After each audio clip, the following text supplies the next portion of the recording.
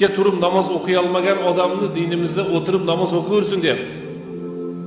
O'tirib namoz o'qiy olmagan odamni yonboshlab namoz o'qiversin deyapti. Yonboshlab o'qiy olmasa ishora qilib bo'lsa ham o'qisin deyapti.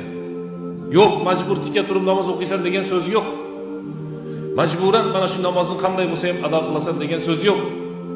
Ana o'sha namozni o'zida kimdir musofir bo'ladigan bo'lsa, peshin, asr, xufton namozlari 4 rakat bo'ladigan bo'lsa, 2 rakat o'qisin deyapti. Qaysi inson kasal bo'ladigan bo'lsa, roza tutmasin. Qaysi inson musofir bo'ladigan bo'lsa, roza tutmasin. Ana u kasal inson tuzalgandan keyin tutib beraveradi. Musofir odam safardan qaytgandan so'ng ado etaveradi degan Qur'oni Karimda Alloh subhanahu va taoloning buyruqlari, ko'rsatma oyati karimalari. Faqatgina birodarlar, siz bilan men ana shu dinni to'g'ri tushunib olishligimiz kerak xolos. Ba'zi o'rinda kimdir tushunmasdan aytishligi mumkin. Bu